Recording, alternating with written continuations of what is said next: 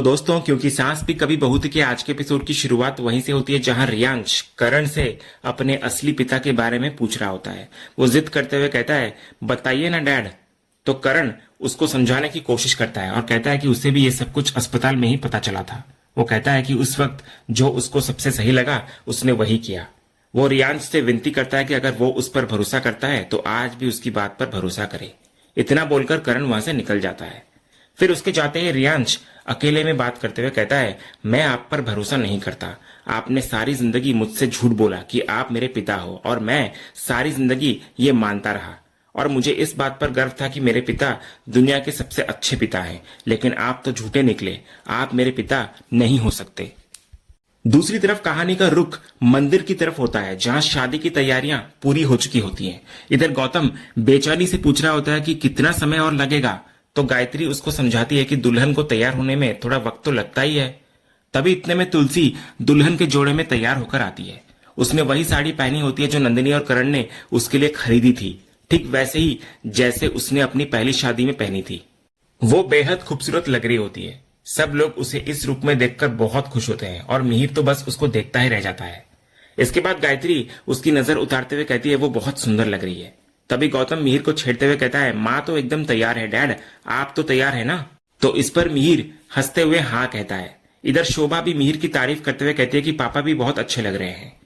तभी हम दूसरी तरफ देखते हैं कि अजय सनी को लेकर शादी में पहुंचता है। इधर गरिमा सनी को देखकर बहुत खुश होती है और दोनों बच्चे तुरंत एक दूसरे के साथ खेलने में मगन हो जाते हैं। तभी परी अजय को देखते ही उसके पास दौड़कर आती है। उसके चेहरे पर उसको देखकर एक अलग सी खुशी और राहत का भाव होता है। वो कहती है कि वो आखिरकार आ ही गया। फिर वो पूछती है कि उसे इतनी देर कैसे हो गई, क्योंकि वरमाला की रस्म बस शुरू ही होने वाली है। तो अजय शहर के ट्रैफिक का बहाना बनाता है। तो परी कहती है, कोई बात नहीं, अब जल्दी से अंदर चलो। इतना बोलकर वो अजय को अपने साथ खींचकर अंदर ले आती है।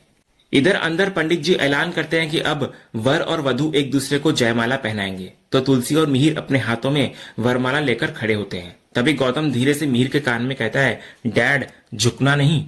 इस पर मिहिर एक दमदार बात कहता है। वो कहता है, बेटा दुनिया में ऐसा कोई पैदा नहीं हुआ जिसके सामने मिहिर वीरानी अपना सर झुकाए।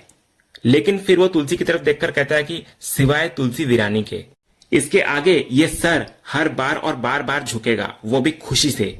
और ये कहकर मिहिर सच में अपना सर तुलसी के सामने झुका लेता है ताकि वो उसे वरमाला पहना सके। तो तुलसी मुस्कुराते हुए मिहिर को वरमाला पहनाती है और सब लोग उन पर फूलों की बरसात करने लगते हैं। फिर दोनों एक दूसरे को देखकर अपने पुराने दिनों में खो जाते हैं। उनकी शादी से लेकर अब तक के सारे खुशी के पल उनकी आंखों के सामने घूम जाते हैं। तभी शोभा मिहिर से कहती है कि अब उसकी बारी है। तो मिहिर भी खुशी खुशी तुलसी को वरमाला पहनाता हुआ नजर आता है और इस तरह सालों बाद ये दोनों एक बार फिर एक दूसरे के हो जाते हैं। तभी जयमाला की रस्म के बाद मिहिर बड़े प्यार और हक से तुलसी के बालों में फंसे फूलों के छोटे छोटे टुकड़ों को साफ करने लगता है। ये देखकर वहां मौजूद हर किसी के चेहरे पर एक प्यारी सी मुस्कान आ जाती है। ये एक छोटा सा लम्हा उनके गहरे और सहज रिश्ते की गवाही दे रहा होता है। इसके बाद फोटोग्राफर सबको एक साथ ग्रुप फोटो खिंचवाने के लिए बुलाता है। लेकिन यहाँ एक मजेदार बात होती है। सारे घर वाले, बच्चे, बहुएं सब आकर तुलसी के पास खड़े हो जाते हैं और बेचारा मिहिर अकेला एक तरफ खड़ा रह जाता है। तो फोटोग्राफर मजाक में कहता है, सब लोग दुल्हन के पास ही जाकर खड़े हो गए, दूल्हे के पास तो कोई जाओ। ये सुनकर आधे लोग हंसते हुए मिहिर के पास जाकर खड़े हो जाते हैं। तभी मिहिर फोटोग्राफर को धन्यवाद कहते हुए कहता है, जो कोई नहीं कर पाया वो आपने कर दिखाया। इसके बाद सब लोग मिलकर कुछ ग्रुप फोटोज खिंचवाते हैं। इसके बाद अब कहानी का रुख मंदिर के बाहर की तरफ होता है जहां दो अनजान आदमी छिपकर अंदर झांक रहे होते हैं। उनमें से एक आदमी दूसरे से पूछता है कि क्या वो लड़की कहीं दिख रही है। तो दूसरा वाला आदमी कहता है कि वो यहीं कहीं होगी, कहाँ जाएगी। वो कहता है कि रणविजय भाई ने कहा था कि आज सब लोग शादी में बिजी होंगे, तो उन्हें मौका देखते ही उस बच्ची को उठाना है। तभी पहला वाला आदमी बच्ची की तस्वीर दिखाने के लिए कहता है। जब वो तस्वीर देखता है तो कहता है, हाँ इसी बच्ची को उठाना है। उस तस्वीर में कोई और नहीं बल्कि मासूम गरिमा होती है। दूसरी तरफ अंदर गायत्री पूजा शुरू करने के लिए कहती है, लेकिन तभी शोभा मिहिर को मंदिर के गेट की तरफ देखने के लिए कहती है। जब मिहिर बाहर की तरफ देखता है तो वहां ऋतिक, परी और समायरा खड़े होते हैं और ऋतिक के हाथ में मिहिर के जूते होते हैं। तो मिहिर इधर दूर से कहता है, मेरे जूते क्यों उठाए, रखो उसे। तो शोभा मिहिर को याद दिलाती है कि यह जूते छुपाई की रस्म है। मुन्नी भी कहती है कि अब जब वो सब लड़की की तरफ से हैं तो उन्हें उनका नेक तो देना ही पड़ेगा। तभी मिहिर कहता है कि सब लड़की की तरफ से हैं, लेकिन उसकी तरफ से तो कोई जूते ढूंढने वाला भी नहीं है। तभी परी उसको छेड़ते हुए कहती है कि आज तो उसकी जेब अच्छी खासी खाली होने वाली है। तभी मिहिर हेल्प के लिए तुलसी की तरफ देखता है, लेकिन दामिनी कहती है कि आज तुलसी को उसकी साइड लेने की परमिशन नहीं है। फिर भी मिहिर तुलसी को कहता है कि उसे कुछ तो बोलना चाहिए क्योंकि वो उसकी पत्नी है। इस पर तुलसी ऋतिक, परी और समायरा से कहती है, ढंग से छुपाना, अभी जाओ। फिर वो मिहिर की तरफ मुड़कर कहती है, चलो अब जेब खाली करो। तो मिहिर पूछता है कि वो उसकी पत्नी होकर ऐसा क्यों कर रही है। तो तुलसी कहती है, पहले मैं इन सब की मां हूं। यह सुनकर मिहिर हार मान लेता है और नेक देने के लिए तैयार हो जाता है। तभी गरिमा परी के पास आकर पूछती है कि उसे और कितनी देर बैठना है, क्योंकि उसको हाइड एंड सीक खेलना है। तो परी उसको खेलने की परमिशन देती है, लेकिन उसको ध्यान से खेलने और ज्यादा दूर न जाने की हिदायत देती है।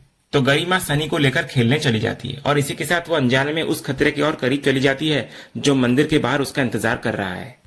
इधर मिहिर पहले तो कम नेक देकर बचने की कोशिश करता है, लेकिन शोभा और मुन्नी जिद पर अड़ जाती हैं कि उन्हें पूरा नेक चाहिए। तो मिहिर जब नहीं मानता तो तुलसी के एक इशारे पर वो अपनी जेब खाली कर देता है।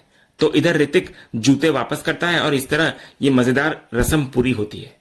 इसके बाद मिहिर तुलसी से कहता है कि चलो मेरी जेब तो खाली हो गई, अब तुम बताओ मेरे बापूजी और माँ के तोहफे कहाँ हैं। तो तुलसी मुस्कुराकर जवाब देती है। वो कहती है कि वो बा और बापूजी का तोहफा तो पहले ही दे चुकी है, उनका घर शांति निकेतन उन्हें वापस लौटाकर, और साथ ही ब्लाइंड स्कूल के बच्चों की 1 साल की पढ़ाई की पूरी फीस भी भर दी है। ये सुनकर मिहिर का दिल भर आता है। वो कहता है, थैंक यू सो मच तुलसी। फिर वो पूछता है, लेकिन माँ का गिफ्ट तो रह गया। तो तुलसी कहती है, माँ को तो मैंने सबसे बड़ा गिफ्ट दिया है, तुमसे शादी कर रही हूं ना, और यही माँ का गिफ्ट है, ये उन्हीं का ऑर्डर था, यही समझ लो। तो मिहिर भावुक होकर कहता है, थैंक यू सो मच तुलसी, माँ जहां भी होगी बहुत खुश होंगी। फिर मिहिर कहता है, और मेरी लाइफ में आधिकारिक तौर पर वापस आने के लिए तुम्हारा बहुत बहुत शुक्रिया तुलसी। उधर दूसरी तरफ गरिमा, सनी और एक और बच्चा तीनों मिलकर लुका छुपी का खेल खेल रहे होते हैं। तभी रणविजय के दोनों आदमी वहां आ जाते हैं। वो गरिमा को एक जगह छिपते हुए देख लेते हैं और तुरंत गाड़ी वाले को फोन लगाकर तैयार रहने के लिए कहते हैं। इधर अंदर शादी की रस्में आगे बढ़ती हैं। पंडित जी पूछते हैं कि कन्यादान कौन करेगा। तो तुलसी गायत्री की तरफ देखकर कहती है, आप कन्यादान करेंगी ना चाची, आइए ना। तो ये सुनते ही गायत्री इमोशनल हो जाती है। उसको अतीत के वो पल याद आने लगते हैं जब वो तुलसी के सख्त खिलाफ थी। उसे याद आता है कि कैसे उसने मिहिर को तुलसी को छोड़कर नोएना से शादी करने के लिए कहा था। उसे यह भी याद आने लगता है कि कैसे वो खुद नोएना को अपने घर लेकर आई थी। तो ये सब सोचकर उसकी आंखों में आंसू आ जाते हैं। वो अपनी गलतियों पर शर्मिंदा महसूस करती है। फिर तुलसी के दोबारा कहने पर गायत्री आगे बढ़ती है और कन्यादान की रस्म के लिए बैठ जाती है। वो बड़े ही भावुक मन से मिहिर और तुलसी दोनों का कन्यादान करती है। वो उन पर फूल बरसाती है और उनके सिर पर हाथ रखकर उन्हें अपना आशीर्वाद देती है। इसके बाद पंडित जी गठबंधन के लिए किसी को बुलाते हैं। तो शोभा आगे आती है और मिहिर और तुलसी का गठबंधन करती है। इस पल में दोनों एक दूसरे को देखकर मुस्कुराते हैं और उन्हें अपनी पहली शादी का दिन याद आ जाता है। उधर मंदिर के बाहर एक बहुत बड़ी गलती हो जाती है। रणविजय के आदमी जो गरिमा को अगवा करने आए थे, गलती से सनी को गरिमा समझकर उठा लेते हैं।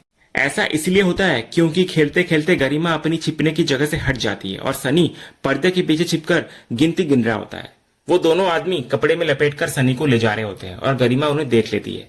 वो लोग रणविजय को फोन करके कहते हैं कि काम हो गया है। तो रणविजय उन्हें वेयर हाउस पहुंचने के लिए कहता है और वो दोनों आदमी एक अनजान बच्चे को अपनी कैद में लेकर वहां से चले जाते हैं। उधर मंदिर में शादी की रस्में चल रही होती हैं। तभी गरिमा दौड़कर अपनी माँ परी के पास आती है। तो परी उसको पूछती है कि क्या उसका खेलना खत्म हो गया। तो गरिमा कहती है कि हाँ, वो अब थक गई है। फिर परी पूछती है, सनी कहाँ है। तो गरिमा बोलती है, वो उसे नहीं मिल रहा है। उसने उसको ढूंढने की कोशिश की पर वो कहीं नहीं मिला। तो परी अपनी बेटी को तसल्ली देती है और कहती है कि वो यहीं पर बैठे। वो खुद सनी को देखकर आती है। इतना बोलकर परी उठती है और सनी को ढूंढने के लिए मंदिर के बाहर चली जाती है। जैसे ही परी इधर बाहर आती है, उसको रणविजय का फोन आता है। फोन उठाते ही रणविजय पूछता है, क्या उसने उसे पहचाना। तो परी गुस्से में कहती है कि उसकी हिम्मत कैसी उसे फोन करने की। तो रणविजय उसको धमकाते हुए कहता है कि वो अपनी आवाज नीचे रखे, क्योंकि ये वक्त उसके बोलने का नहीं बल्कि सुनने का है। वो कहता है कि परी को अभी के अभी 10 करोड़ रुपए लेकर पहुंचना होगा। तो परी हैरान होकर कहती है कि वो क्या बकवास कर रहा है। तो रणविजय कहता है कि उसे अभी 10 करोड़ चाहिए और बदले में वो अपनी बेटी को ले जा सकती है, जो उसकी भी बेटी है। तो परी कहती है, रणविजय पागल हो गया और अगर उसको लगता है कि वो भी पागल है और उसके झांसे में आ जाएगी तो ये उसकी गलतफहमी है। तो रणविजय कहता है कि ये कोई झांसा नहीं है, क्योंकि उसके आदमियों ने उसकी बेटी को अगवा कर लिया है। वो कहता है कि अगर उसको यकीन नहीं है तो वो आसपास देख ले, उसकी बेटी कहीं नहीं दिखेगी। तो परी कहती है कि अब उसका बहुत हो गया, वो पहले ही उसको चेतावनी दे चुकी है। उधर दूसरी तरफ अजय भी सनी को ढूंढ रहा होता है। वो सनी के एक दोस्त से पूछता है कि क्या उसने सनी को देखा है। वो लड़का कहता है कि वो अभी खेल तो रहा था पर अब उसे नहीं पता कि वो कहाँ है। तभी इधर परी दूर से अजय को सनी को ढूंढते हुए देख लेती है और उसी पल वो पूरी बात को समझ जाती है। उसे रियलाइज हो जाता है कि रणविजय के आदमियों ने एक बहुत बड़ी गलती कर दी है। वो लोग गरिमा को सनी समझकर उठाकर ले गए हैं। ये सोचते ही उसके मुंह से निकलता है, ओ नो। तो फोन पर इधर रणविजय कहता है कि अब उसकी अकल ठिकाने तो आ गई होगी, तो वो उसकी बात ध्यान से सुने। वो कहता है कि परी को अकेले बिना किसी पुलिस के 10 करोड़ रुपए लेकर उस पते पर पहुंचना है जो वो बताएगा। वो उसको धमकी देता है कि अगर उसके साथ कोई आया तो वो तो अपनी बेटी के बिना रह लेगा, लेकिन परी अपनी बेटी के बिना नहीं रह पाएगी। इतना बोलकर रणविजय फोन को काट देता है। इसके बाद परी दौड़कर अजय के पास आती है तो अजय उसको बताता है कि सनी कहीं नहीं मिल रहा है। ये सुनते ही परी अपने आंसू रोक नहीं पाती और रोने लग जाती है। तो अजय हैरान होकर पूछता है कि वो रो क्यों रही है। और तब परी रोते हुए अजय को सारी खौफनाक सच्चाई बताती हुई नजर आती है कि कैसे रणविजय के आदमियों ने गलती से सनी को अगवा कर लिया है। फिर परी अजय को बताती है कि रणविजय असल में गरिमा को अगवा करना चाहता था, लेकिन शायद उसके लोग धोखा खा गए और गरिमा की जगह सनी को ले गए। वो अजय को वो पता दिखाती है जो रणविजय ने उसको भेजा है। तो अजय तुरंत पुलिस को फोन करने की बात करता है, लेकिन परी उसको रोक लेती है। वो कहती है कि वो रणविजय को नहीं जानता, वो बहुत खतरनाक है और कुछ भी कर सकता है। वो कहती है कि वो दोनों पहले वहां जाएंगे, सनी को बचाएंगे और फिर पुलिस को खबर करेंगे। अजय कहता है कि वो अकेला जाएगा, लेकिन परी जिद करती है कि वो भी उसके साथ जाएगी। वो कहती है कि सनी के साथ जो कुछ भी हुआ है उसकी जिम्मेदार वो खुद है। तभी अजय पूछता है कि वो यहाँ पर क्या बोलकर जाएगी। तो परी कहती है कि वो मुन्नी को थोड़ा बहुत बताकर जाएंगे, लेकिन पूरी सच्चाई नहीं बताएंगे। फिर अगले ही पल परी मुन्नी को बस इतना बताती है कि वो दोनों किसी जरूरी काम से बाहर जा रहे हैं और जल्दी लौट आएंगे। तो मुन्नी के बार बार पूछने पर भी वो कुछ नहीं बताती और अजय के साथ वहां से निकल जाती है। अगले सीन में परी और अजय रणविजय के बताए हुए गोदाम में पहुंचते हैं। जैसे वो अंदर आते हैं, रणविजय उनके सामने आ जाता है। वो परी को ताना मारता है कि उसने उसे अकेले आने के लिए कहा था, तो वो अपने इस यार को साथ क्यों ले आई। तो ये सुनते ही अजय गुस्से में रणविजय का कॉलर पकड़ लेता है, लेकिन रणविजय के आदमी अजय को पकड़ लेते हैं। फिर रणविजय धमकी देता है कि अगर उसने ज्यादा होशियारी दिखाई तो वो उसकी बेटी को नहीं छोड़ेगा। इस पर परी हंसती है और कहती है कि वो उसकी बेटी को कुछ नहीं कर पाएगा, क्योंकि वो और उसके आदमी बहुत बड़े बेवकूफ हैं। वो बताती है कि गरिमा मेरे फैमिली के साथ है और बिल्कुल सेफ है। तुमने गरिमा को नहीं बल्कि सनी को उठाया है, जो अजय का बेटा है। तो ये सुनकर रणविजय के होश उड़ जाते हैं। वो दौड़कर चेक करता है और जब वो बच्चे के ऊपर से कपड़ा हटाता है तो सच में वहां बेहोश पड़ा सनी होता है। रणविजय अपने आदमियों पर चिल्लाता है। वो लोग कहते हैं कि उन्होंने तो बच्ची को ही देखा था, पता नहीं ये लड़का कहां से आ गया। तभी परी बोलती है कि वो ये सब बाद में तय करे, अभी उन्हें सनी को ले जाना होगा। इतना बोलकर वो सनी को ले जाने लगती है, लेकिन रणविजय परी को रोकता है। वो उसका हाथ पकड़कर कहता है कि वो ऐसे कैसे जा सकती है, क्योंकि उसको पैसे तो अभी भी चाहिए। वो कहता है कि बच्चा बदला है, रकम नहीं, 10 करोड़ दे और अपने यार के बच्चे को बचा ले। तभी अजय चिल्लाकर कहता है कि अगर उसके बच्चे को एक भी खरोच आई ना तो वो उसको छोड़ेगा नहीं। तो रणविजय अजय से कहता है कि उसे जो भी कुछ कहना है वो परी से कहे, क्योंकि अब वही उसके बेटे को बचा सकती है। तो परी इधर हाथ जोड़कर रणविजय से विनती करती है। वो कहती है कि अगर उससे कोई दुश्मनी है तो वो उससे माफी मांगती है, लेकिन वो बच्चे को जाने दे। तो रणविजय कहता है कि उसे उससे हाथ जोड़ते हुए देखकर अच्छा तो लग रहा है, लेकिन उसे पैसे ज्यादा अच्छे लगते हैं। तभी परी की नजर जमीन पर पड़ी एक लोहे की रॉड पर पड़ती है। तो मौका देखकर वो रॉड उठाकर रणविजय पर हमला करने की कोशिश करती है, लेकिन रणविजय उसका हाथ पकड़ लेता है। फिर वो परी से रॉड को छीनता है और गुस्से में कहता है, तेरी हिम्मत कैसे हुई। और ये कहकर वो जोर से परी को एक जोरदार तमाचा मारता है। तो इस पर परी गिर जाती है नीचे और उसके सिर पर चोट लग जाती है और वो बेहोश हो जाती है। और इसी दिल दहला देने वाले और दर्दनाक मंजर के साथ आज का ये एपिसोड यहीं पर खत्म होता है। तो दोस्तों, आपको आज के एपिसोड का कौन सा सीन सबसे ज्यादा पसंद आया हमें कमेंट करके जरूर बताएं। अगर आप क्योंकि सास भी कभी बहुत के फैन हैं और कोई भी अपडेट मिस नहीं करना चाहते तो हमारे इस चैनल को सब्सक्राइब करना ना भूलें और बेल आइकन को भी जरूर दबाएं। हम मिलेंगे अगले एपिसोड के अपडेट के साथ। तब तक के लिए धन्यवाद।